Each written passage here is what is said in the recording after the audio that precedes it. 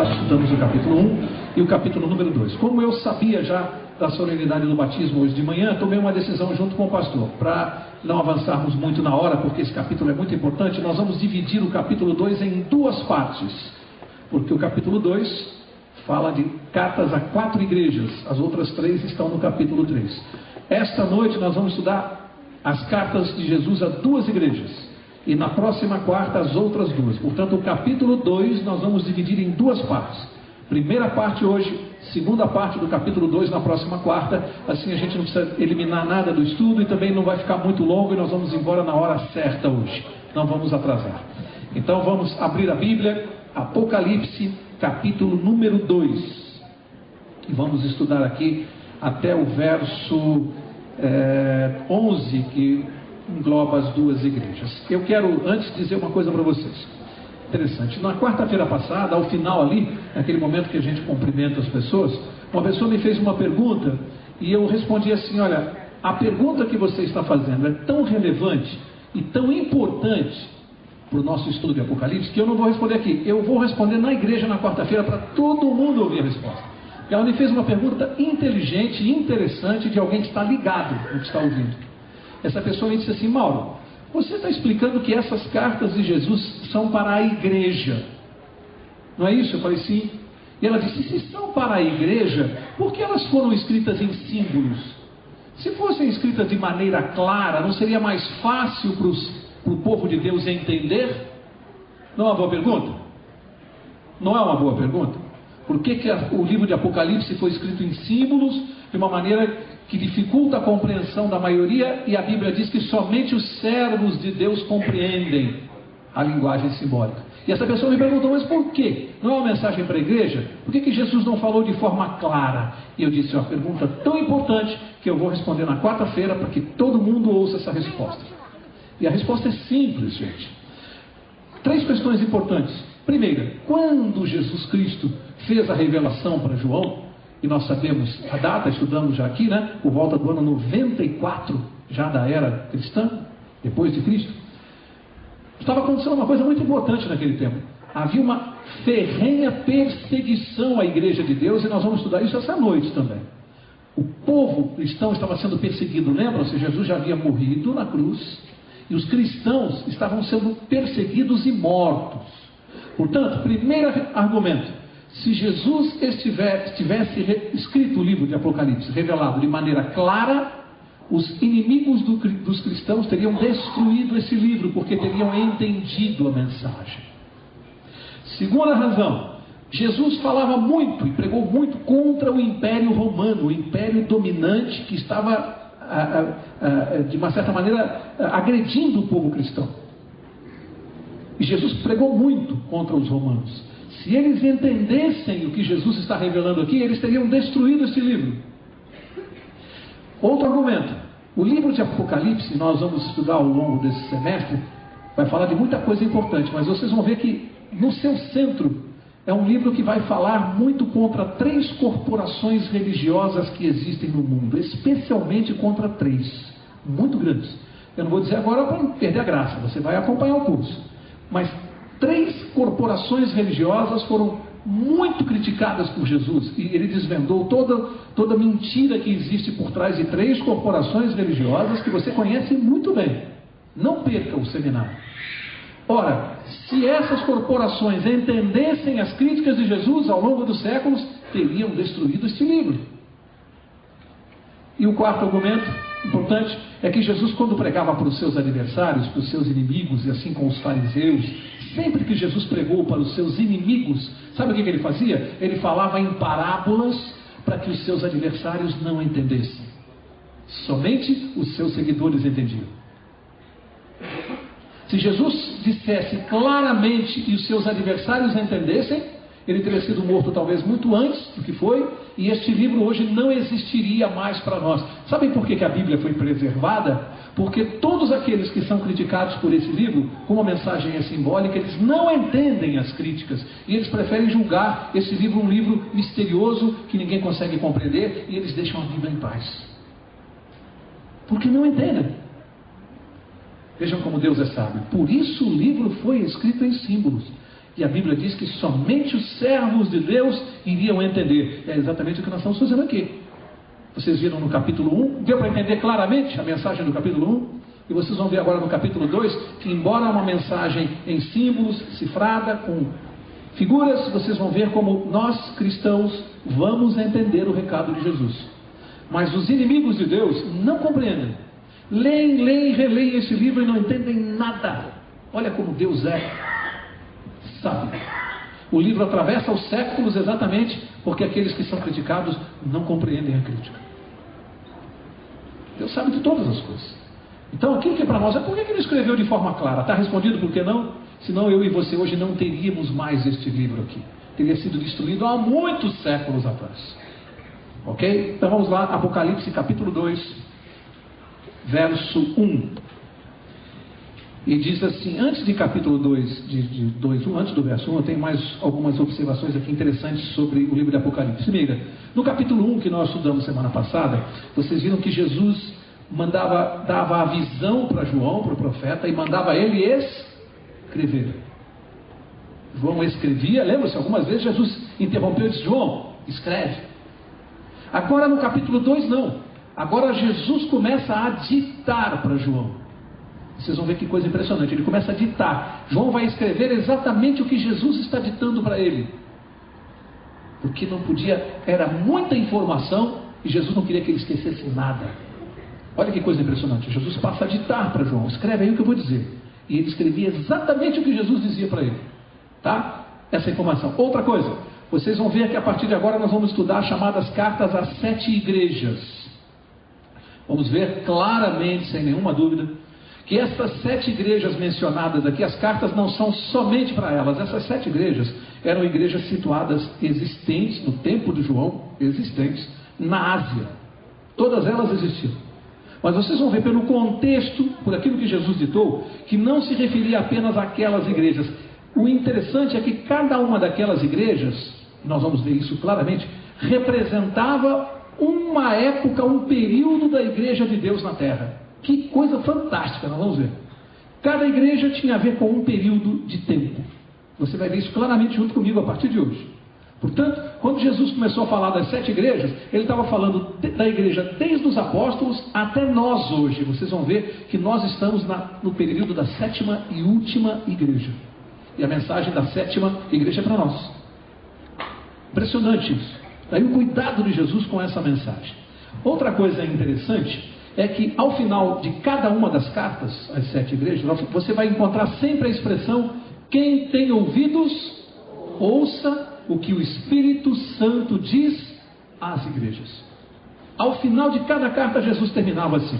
O que isso prova? Isso confirma que as cartas não eram só para aquela igreja, e servem também para nós. Por quê? Porque quem tem ouvidos, ouça. Só o pessoal daquele tempo tinha ouvido? Você também não tem? Eu não tenho? Olha, se é para quem tem ouvido ouvir, é para... Ou seja, embora se aplique o que Jesus vai dizer a um período, vai descrever um período da trajetória da igreja, é profecia pura. Vocês vão ver que a história confirmou, em cada período, a história confirmou o que Jesus escreveu. Impressionante. Mas além disso, embora se referisse àquele período, serve para nós hoje. Quem tem ouvidos, ouça. Quanta lição nós vamos tirar da história da igreja, que serve para a minha vida e para a sua individualmente. Vamos ver isso também. E a última coisa é que, não precisa tirar essa página não, para a gente não perder tempo, mas eu vou ler aqui o que está em João 13:19, vou ler rapidinho, e Jesus disse assim: desde já vos digo, antes que aconteça, para que quando acontecer, creiais que eu sou. Sabe o que Jesus quis dizer aqui? Em termos de profecia, ele diz assim, ó, desde agora eu vou contar para vocês o que vai acontecer, para quando acontecer, vocês saibam que eu sou Deus. O que eu quero dizer com isso? Algumas profecias, amigos, elas ficam mais claras e mais fáceis de entender depois que aconteceram. Porque depois que acontece, você vai ler a profecia e você vai ver que aquilo que estava nebuloso, quando o fato aconteceu, você olha para a profecia e fala, mas não é que ele disse tudo isso aqui? Então Jesus estava dizendo assim, ó, muita coisa que eu estou dizendo agora que vai acontecer, vocês vão compreender melhor quando acontecer, porque vocês vão ter o fato confirmando os detalhes do que eu estou falando. E foi isso que aconteceu. Jesus deu a carta às 7 igrejas, e hoje que nós já estamos no período da 7ª, a gente olha para trás, pega a história e vê que ele acertou tudo milimetricamente. Acertou não, porque Deus não adivinha, Deus não acerta, Deus revela. Deus não adivinha o que vai acontecer, não adivinha o futuro, ele revela o futuro. Então Jesus disse, olha, eu estou falando agora para que quando acontecer vocês saibam que eu sou Deus e que eu revelo o futuro. Então vocês vão ver, nós vamos ler e vou buscar a história e vocês vão ver que coisa fantástica Jesus disse no ano 94. No ano 94 ele escreveu isso aqui. E vocês vão ver os séculos passando e confirmando milimetricamente o que ele disse que iria acontecer. Por isso que ele falou, João, pega a caneta aí, pega a pena, eu vou ditar e você vai escrever. Porque você não pode esquecer um detalhe do que eu vou falar. Escreve aí. Que coisa fantástica. Então vamos lá, agora sim, Apocalipse 2, verso 1. Diz assim, ao anjo da igreja de Éfeso, escreve, olha só, escreve, vou ditar para você. Isto diz aquele que tem na mão direita as 7 estrelas e que anda no meio dos 7 candeeiros de ouro, ou em algumas traduções, os 7 castiçais. Estes símbolos que estão aqui foram estudados na quarta-feira passada. Mas para quem não veio, para você ver que a Bíblia mesma desvenda os símbolos, está fácil isso aqui, porque está no verso 20 do capítulo 1. Olha o que diz o verso 20 do capítulo 1. Diz assim, o mistério das 7 estrelas que viste na minha mão direita, e os 7 candeeiros ou castiçais de ouro, é este. As 7 estrelas são o quê? Os anjos das 7 igrejas. E as 7 castiçais ou candeeiros são o quê? As 7 igrejas. Então aqui o próprio verso está dizendo, Jesus está se referindo aos anjos. Anjos significam o quê? Já estudamos quarta passada. O que significam? Mensageiros, emissários. Quando a Bíblia fala em anjos em termos proféticos, ela está falando de mensageiros, emissários. Nem sempre se refere a uma pessoa, às vezes pode se referir a um grupo de pessoas. Emissários, mensageiros. Ora, os anjos das igrejas, os mensageiros, quem são? Os seus dirigentes, os seus pregadores. São os mensageiros da igreja. E os castiçais representam as próprias igrejas. Por quê? O que tem num castiçal? Luz. Qual é a função da igreja? Iluminar a escuridão, as trevas espirituais das pessoas. A igreja tem a luz de Cristo, a luz do Evangelho. Por isso a figura de linguagem do castiçal. Porque a parte mais importante do castiçal é iluminar. Para que serve? Não serve para outra coisa, não serve para iluminar. Então Jesus usou os símbolos para falar dos dirigentes da igreja. Então ele disse para João, João, escreve aí para a igreja de Éfeso, para os anjos das 7 igrejas, ou seja, para os dirigentes da igreja. Esse recado é para os dirigentes da igreja de Éfeso. Bom, a igreja de Éfeso, se você for estudar o período que Jesus se referiu, você vai ver que esse período vai do ano 31 depois de Cristo até o ano 100. Exatamente o período dos apóstolos, a igreja dos apóstolos, a igreja de Deus do período dos apóstolos. Pedro, Paulo, João, Marcos, Lucas, todos esses, daquele tempo, fazem a igreja dos Efésios, período da igreja de Éfeso. Portanto, essa palavra Éfeso tem um significado interessante. Sabe o que essa palavra significa? Significa desejável, é a tradução de Éfeso. Desejável. Por que essa palavra tem a ver com o período? Porque quando você vai estudar a igreja dos apóstolos, você vai ver as características delas. Vou dar algumas para vocês. A igreja mais fiel à doutrina de Cristo. Por quê? De todos os tempos, o período em que a igreja de Deus foi mais fiel à doutrina de Jesus foi o período dos apóstolos. Por quê? Conviveram com Jesus. Foi o período da igreja mais fiel à doutrina. Seguiam rigorosamente. Depois, segunda razão, ela foi fundada pelo próprio Jesus Cristo. O próprio Jesus fundou a igreja no período de Éfeso. Por que ela é chamada desejável aos olhos de Deus? Porque ela tinha todas as características principais, fundada por Jesus, formada pelos apóstolos de Cristo.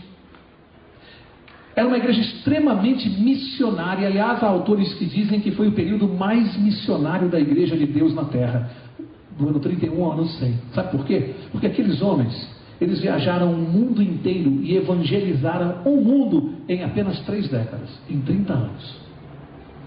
Em apenas 30 anos os apóstolos se espalharam, foram à Ásia, foram a vários lugares e evangelizaram o mundo em apenas 30 anos. Eles eram extremamente missionários, abandonaram tudo e foram pregar o Evangelho. Por isso era uma igreja desejável aos olhos de Deus. Olha as características: fiel na doutrina, missionária, tinha todo o poder do Espírito Santo. Não que nos falte hoje, não que Deus dê menos poder do Espírito Santo à sua igreja hoje. É que naquela época se manifestou com uma intensidade incrível, como Jesus prometeu, com o objetivo de pregar o Evangelho. A prova maior disso é o Pentecostes. Portanto, é uma igreja que tinha o poder do Espírito Santo, nós também temos hoje. Mas naquela época era uma coisa impressionante, a força e o poder do Espírito Santo. Inclusive até nos milagres que eles realizavam. Por isso, aquele período, que é chamado o período da igreja de Éfeso, tinha essas características. Agora eu quero ver com vocês o verso 2, para a gente avançar. Apocalipse 2:2 diz assim: conheço as tuas obras, e o teu trabalho e a tua perseverança, e que não podes suportar os maus, e que puseste à prova os que se dizem apóstolos e não são, e os achaste mentirosos. Olha só, gente, Jesus começa dizendo: conheço as tuas obras. Isso aqui vale só para a igreja de Éfeso? Pergunto: Jesus conhece as obras do Mauro Braga? Eu falei que se aplica a nós individualmente. Deus está dizendo assim: olha, eu conheço as tuas obras, conheço os teus pensamentos, sei o que você faz, o que você pensa, com quem você anda, o que você fala. Olha que recado: eu conheço as tuas obras. E aqui ele vai fazer um elogio à igreja desse período aqui, porque ele diz que essa igreja tinha perseverança, tinha fé. O que mais? Que outro elogio fez? Ela não podia suportar os maus. O que significa isso, hein, gente? Vou lembrá-los. Lembra-se de Paulo, quando começou a pregar, disse assim: estes tais apóstolos são obreiros fraudulentos, apóstolos falsos. E não é maravilha que se transforma em anjos de luz. Lembra-se? O que começou a acontecer na igreja desse período? Começaram a entrar falsos apóstolos na igreja. E eles começaram a lutar com isso. Quer ver alguns que a Bíblia menciona? Ananias e Safira, Himeneu e Fileto. Começaram a entrar, complicando, trazendo doutrinas estranhas para dentro da igreja. Mas a Bíblia diz que eles não suportavam os maus, ou seja, era uma igreja que não aceitava nenhum tipo de deturpação da doutrina. Doutrina pura de Cristo, sem deturpação, sem nada de tradições, de paganismo, nada. Doutrina pura de Jesus no primeiro período da igreja. Eles não suportavam os maus. E Jesus elogiou isso. Isso serve para nós hoje. Nós que somos igreja de Deus hoje, devemos permitir a entrada de doutrinas estranhas na igreja? Será que devemos? Jesus elogiou a igreja que não permitia isso. Elogiou aqueles homens, porque eles defendiam a verdade até a morte. Verso 3 diz assim: tens perseverança e por causa do meu nome sofreste e não desfaleceste. E o que ele está falando aqui? Aqueles homens foram perseguidos, martirizados, mortos, torturados. Amigos, essa semana eu estou lendo muitos livros a respeito de Apocalipse, muito. Estava até conversando com o pastor Marcelo, tem hora que sai fumaça, né, pastor? Porque a gente fica lendo muita coisa. E eu confesso para vocês que eu fiquei impressionado, e não quero entrar nesse detalhe aqui, porque alguns autores da época, escritores judeus da época, descrevem as torturas praticadas com os cristãos. Vocês não têm noção. A gente vai lendo e aquilo começa a fazer mal, porque é muita maldade.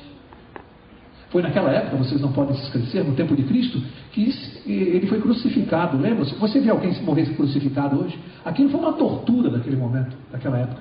Você sabe o que alguns romanos faziam, imperadores? Eles pegavam cristãos. Qual era o problema dele? Ah, eu creio no Deus do céu, o Deus criador. Não, você não pode crer, você tem que crer no imperador. O imperador é que é rei aqui. Nega o teu Deus. Não, isso eu não posso fazer.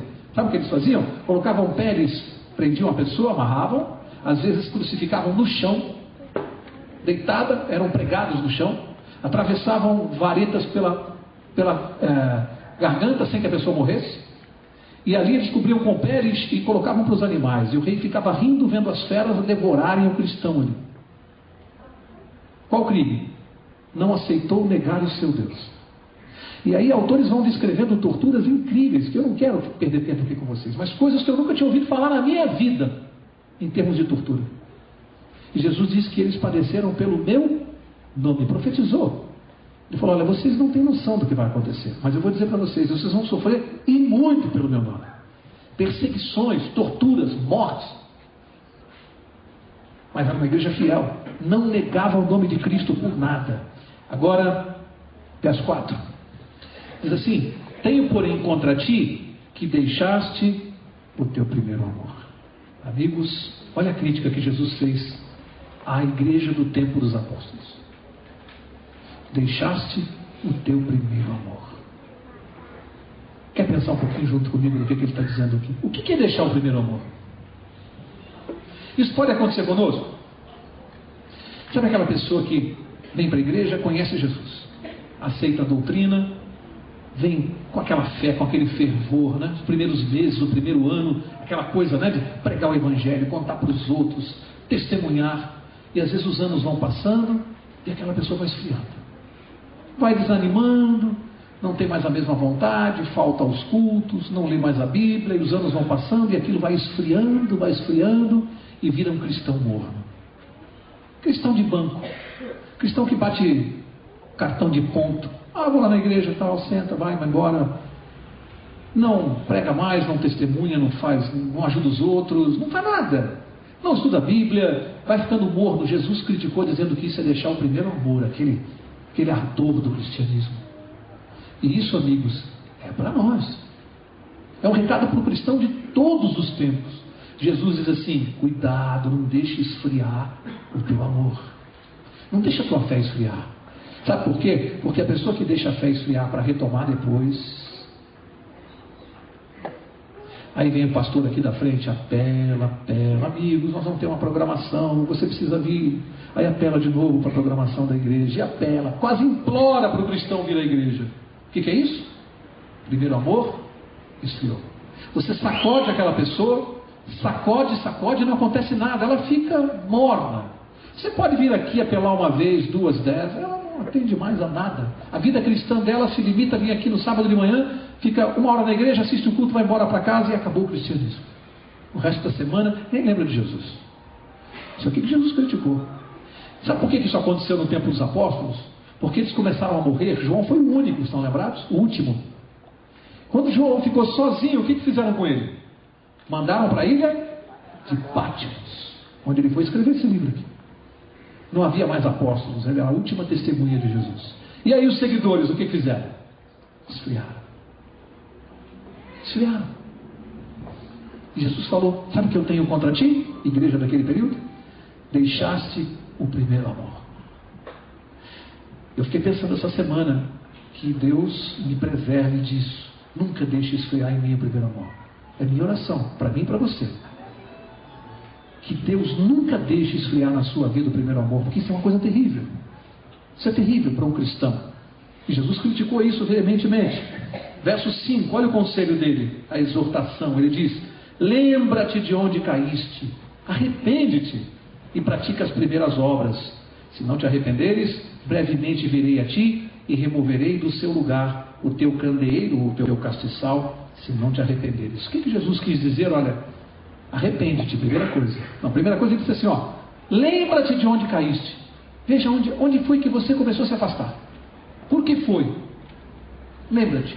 Depois ele diz: arrepende-te, volta atrás e pratica as primeiras obras. Volta a ser o cristão que você era. Volta a ter fervor, fé, a agir, a praticar o teu cristianismo.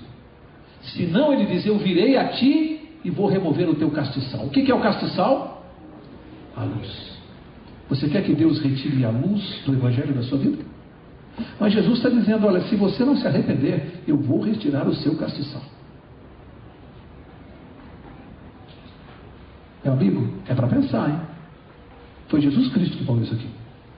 É uma advertência séria para o cristão. Se tem alguém que anda se sentindo morno, cuidado, o recado de Deus essa noite é: arrepende-te, volta, reacende a tua fé, porque senão Jesus diz que virá de novo para você, ou para mim, e vai remover o nosso castiçal.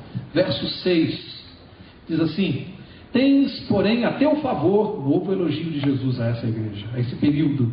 Tens, porém, a teu favor, que odeias as obras dos nicolaítas, as quais eu também odeio. E aí eu fui estudar o que são as obras dos nicolaítas, que Jesus disse que tinha a favor daquele período da igreja, que eles odiavam as obras dos nicolaítas. E eu fui estudar os nicolaítas. Os nicolaítas era uma seita fundada por um tal de Nicolau, que era da Antioquia. E era uma seita que se dizia cristã. E na época de Jesus estava muito presente. Mas havia uma característica dos nicolaítas que eu vou mencionar para vocês, e vocês vão me dizer se tem alguma coisa a ver. Eles acreditavam em algumas coisas. Primeiro, eles não acreditavam que havia algum problema em praticar adultério. Se diziam cristãos, mas achavam que o adultério não tinha nenhum prejuízo. Filosofia dos nicolaítas. Depois eles praticavam algumas idolatrias, alguns ritos do paganismo. Mas por último, e me chamou a atenção dos autores, foram unânimes nisso. A característica principal dos nicolaítas, por isso que eles não davam importância à questão do adultério, é que eles entendiam no tempo, ano 100, tempo de Jesus, que não havia mais, em função da justificação pela fé, por crer em Jesus, serem salvos por Jesus, eles acreditavam que estavam liberados da guarda dos mandamentos. Vocês acham que essa doutrina está moderna, nicolaítas?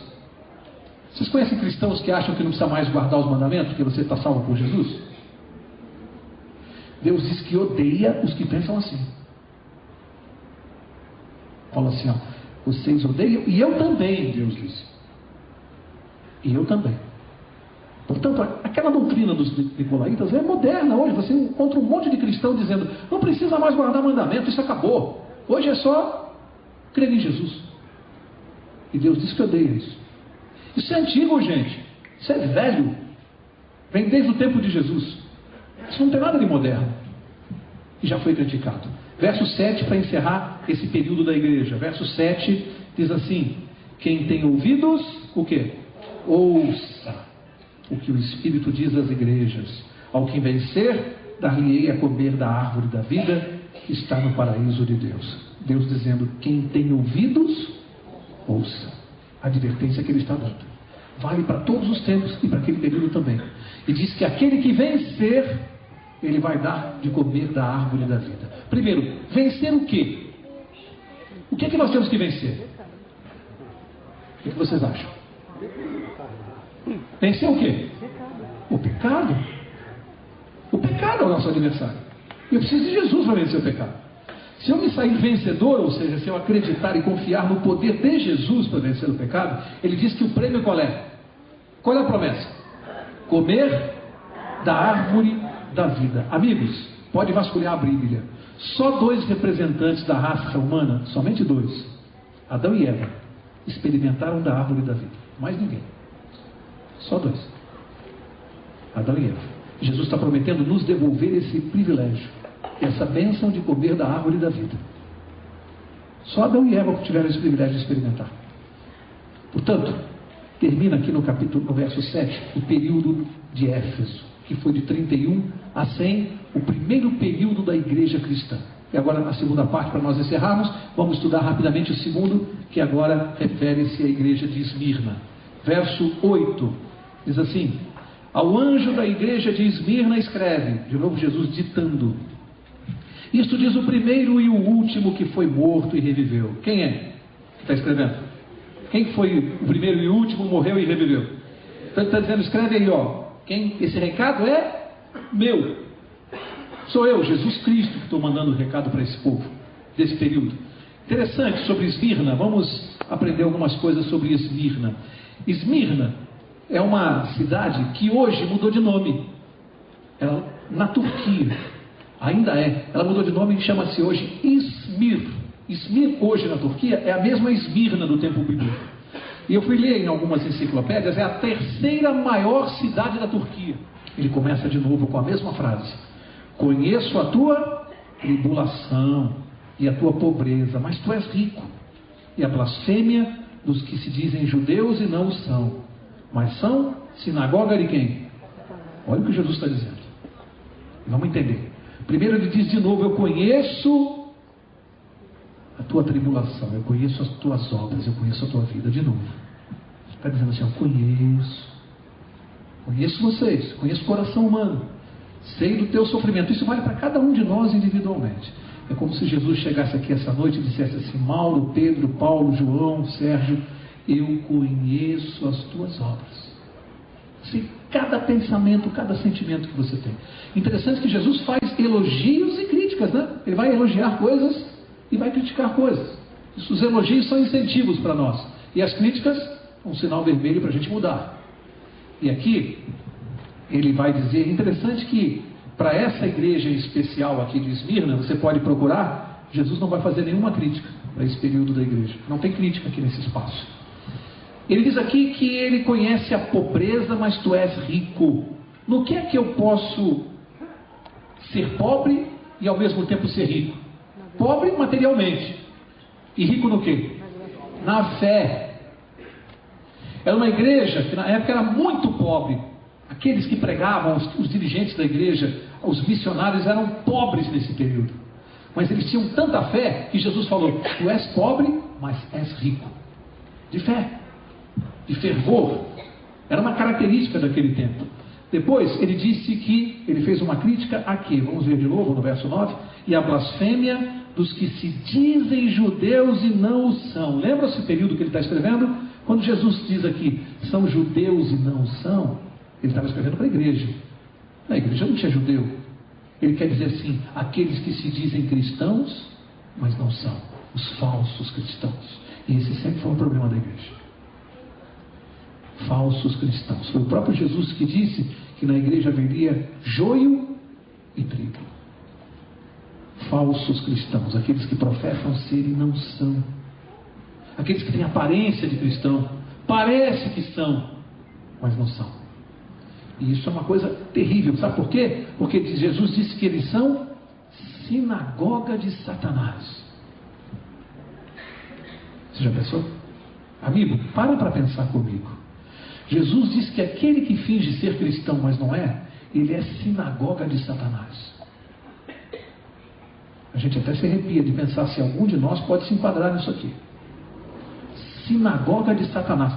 Essas palavras são tão pesadas que eu não pronunciaria, não tivessem sido ditas por Cristo. Sinagoga de Satanás. Foi assim que Jesus se referiu a essas pessoas. Verso 10. Não temas as coisas que estás para sofrer. Essa igreja ia sofrer nesse período da história, de 100 a 313. Ele falou, não temas que estás para sofrer. Escutai. O diabo lançará alguns de vós na prisão, para que sejais provados, e tereis uma tribulação de 10 dias. Ser fiel até quando? Até a morte. E dar-te-ei o quê? A coroa da vida. Uma tribulação durante quanto tempo? Aí nós estudamos aqui no início, primeira aula com o pastor Luiz. Um dia em profecia equivale a quanto? Um ano. Olha como fica importante a gente aprender. Um dia equivale a um ano. 10 dias em profecia são quantos anos? 10 anos. De quanto tempo seria a tribulação?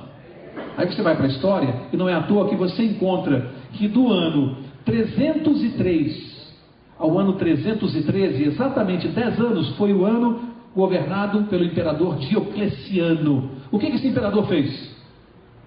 Uma coisa muito simples. Mandou matar todos os cristãos. Lembra-se que o nazismo quis eliminar os judeus? Diocleciano fez isso com os cristãos.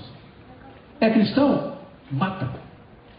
10 anos de uma perseguição terrível e implacável para o povo de Deus, onde os cristãos tinham que fugir para tudo quanto é lado, porque Diocleciano quis acabar com o cristianismo. Vejam, amigos, ele quis extirpar esta religião que o incomodava e incomodava o Estado romano.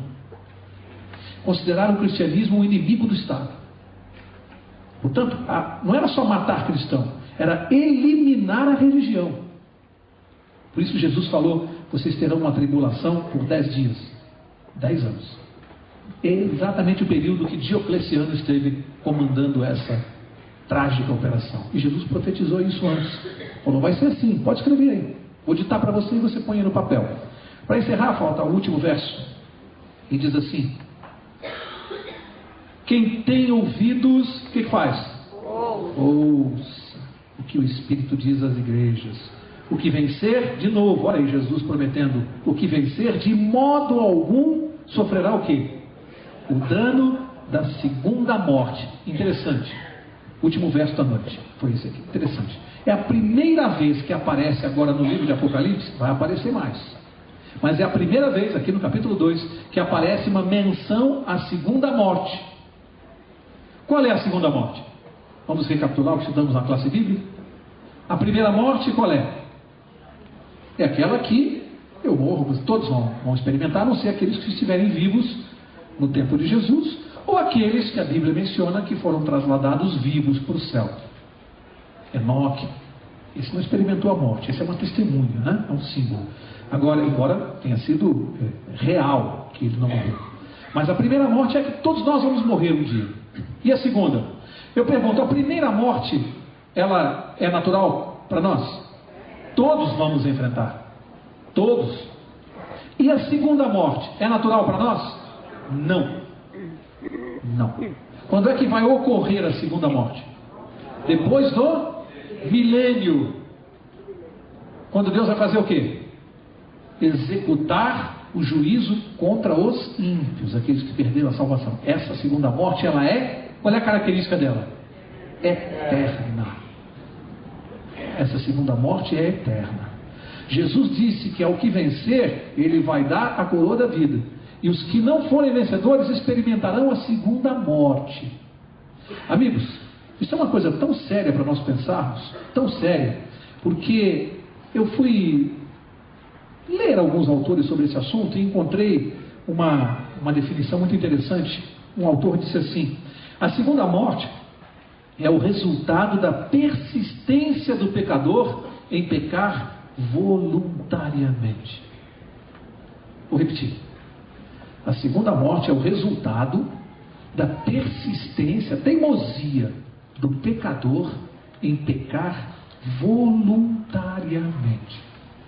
Se alguém está se enquadrando nessa hipótese, luz vermelha piscando no painel. Recado de Jesus essa noite: quem tem ouvidos?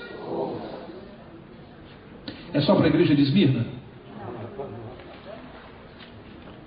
Vale para todos nós. Por isso que eu disse que estudar essas cartas é fundamental para nós, porque além de eu ter confiança no poder de Deus, porque Jesus disse claramente o que aconteceria nesses dois períodos, mas ele está falando também da minha vida e da sua. Quem tem ouvidos ouça. Antes de chamar o pastor para orar, eu quero terminar com uma ilustração. Eu gosto muito dela, tem a ver com esse assunto. Já contei aqui, eu acho que ano passado. É daquele vendedor de balões, e ele era muito bom de marketing. Então ele foi lá para um parque de diversões, balões coloridos, aqueles balões de gás que sobem e tal. E ele era bom de marketing, ele fez o seguinte: muito grande o parque, lotado, ele foi para um lugar do parque, fez assim, soltou um balão azul. O parque estava lotado de gente, de criança. Conforme o balão começou a subir, de todos os pontos do parque as crianças viram. Ele começava a pedir para os pais que queriam comprar o balão. E foram levando os pais para onde estava o senhor, ele vendeu um monte de balões. Depois de vender bastante naquele ponto do parque, ele foi lá para outra extremidade. E ninguém prestava atenção nele, ele soltou o balão vermelho. A criançada viu o balão subir e pediu, foram se aproximando dele, ele vendeu mais balões. E assim ele fez. Mas tinha um garoto negrinho sentado perto dele, ficou observando e viu que ele soltou o balão azul, soltou o vermelho, soltou o amarelo. E o garoto ficou pensando assim: por que ele não solta o balão preto? Será que ele acha que o balão não vai subir tanto quanto os outros? Aí foi lá, começou a puxar a camisa do homem, falou: moço, puxando. Aí o rapaz viu, o garoto falou assim: por que o senhor não solta o balão preto? Ele não sobe igual aos outros? Aí o vendedor viu que era pergunta de uma criança, falou: não tem nada a ver com o aspecto exterior dele, é o que está dentro dele que faz ele subir. O que isso tem a ver conosco? Amigos, ninguém vai subir para encontrar com Jesus por nenhum aspecto exterior. Não vai ser inteligência, cultura, dinheiro, poder, beleza, nada disso vai fazer subir. É o que está dentro que faz subir. Mas raciocina comigo. Você já pensou que o que está dentro daquele balão veio de fora e foi colocado dentro dele para ele subir? O que é? O gás. O gás vem de fora e é injetado no balão para ele subir.